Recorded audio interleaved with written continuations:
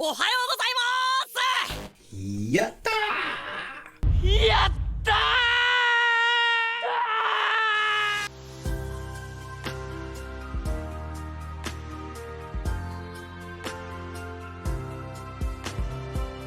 And welcome back to the Ruby Tuesday. My name's Ruben and this is my review for Netflix's new movie, Zom 100 Bucket List of the Dead. Bullied by his boss, worked around the clock, he's nothing more than a corporate drone. All it takes is a zombie outbreak for him to finally feel alive. So there's going to be two camps of people here. Those that have watched the anime or are currently watching it, because on Crunchyroll at the moment it's week by week. We're up to episode 5. And so there'll be one camp of people that will want to see what they've done with the live action. A little bit worried because you always go into a live action adaptation tentatively like hopeful, but also kind of worried because there've been so many adaptations that just haven't been great. And then there'll be those that know nothing about it but love Korean content, but also want to see another zombie take and see if they do something different with it. Nice idea. Now that's what I love about the anime. It is different. What they take is this vibrant young man who gets beaten down by work in a very toxic work environment. ああ、これあれだ。ブラックってやつだ。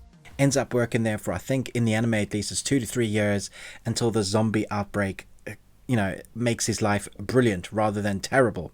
今日から会社行かなくてもいいんじゃね? He loves it. He's literally celebrating where he comes up with the idea of 100 things to do before you turn into a zombie. Which is why it's called Zom 100 Bucket List of the Dead. It's his bucket list. Things to do before you're dead or before you turn into a zombie.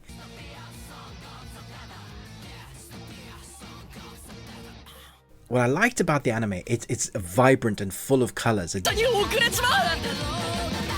does something different with the zombies. The zombies also look like zombies, and the animation itself is great in the anime. The characters you meet along the way so far have been relevant to the story and have a pacing about it. So the first couple of episodes really, I think the first 2 of the anime, really take its time letting us sink in and understand what his life was like. And this is where we jump into the movie and we find out that the film, because it's only a film and not a series, this is something that Netflix would normally turn into a series. They've done a 2-hour film and it feels rushed if you've watched the anime. If you haven't, you'll feel like, oh, this is a fairly decent watch. There's some fun things in it. And it does end with a big kind of crescendo of an ending.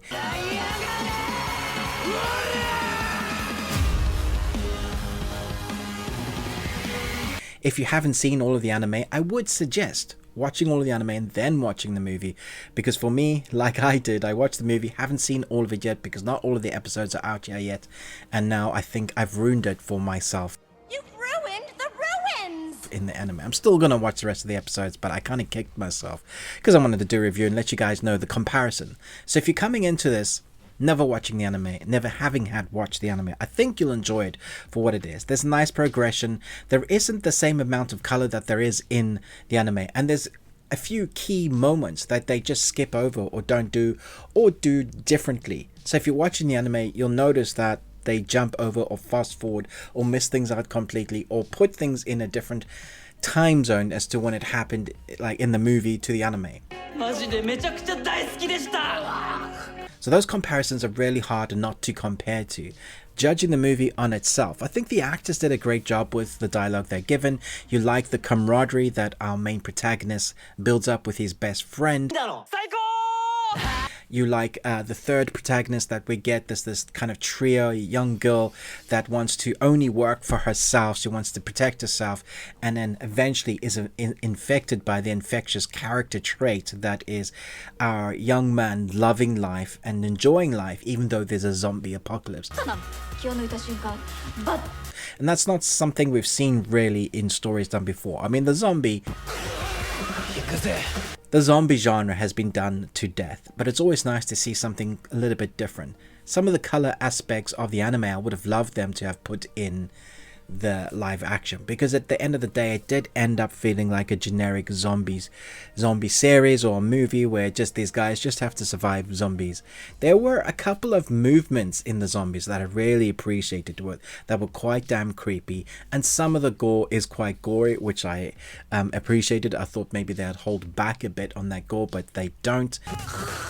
You have characters in here that you will love and hope to see more of, and you have characters in here that you'll love to hate and don't want to see more of, but you kind of need that so that your heroes can be elevated because of how bad your bad guys are. The zombies are just a thing in the world that our human characters have to live in.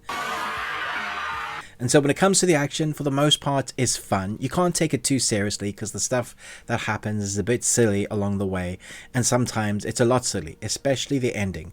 But I appreciated it. It reminded me of stuff like Junji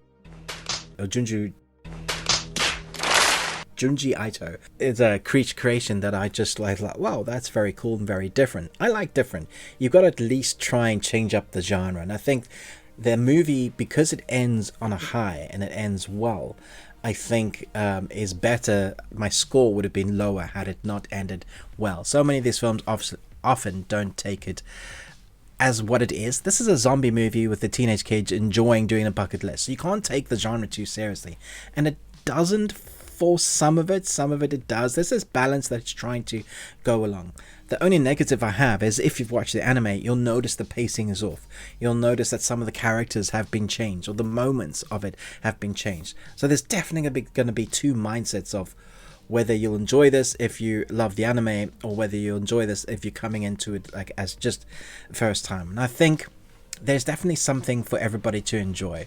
The film itself, I feel like, could have been given a bit more of a budget, and some of the CGI is a bit fun, but if you just enjoy it for what it is, it's a zombie Korean movie trying to not take itself too seriously, with a decent amount of acting, with the dialogue that they're given, and the action sequences are quite fun to watch, ending on a high note, then I think this is probably going to be one for you that you'll like to watch as a one-time watch. It's not something that is spectacular, it's not something like Train to Busan.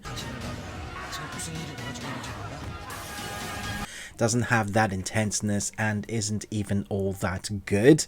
I would suggest watching the anime first if you started watching the anime. However, it is a 3 Nicolas Cages out of 5. And you got one. Congratulations. It's about midway or just over, and I think if you're looking for a slightly different zombie movie, you'll enjoy this. But for fans of the anime, you may want to give it a miss or wait until you've watched the whole anime first. Thanks so much for watching, but most of all, until next time, remember, live long and Tuesday.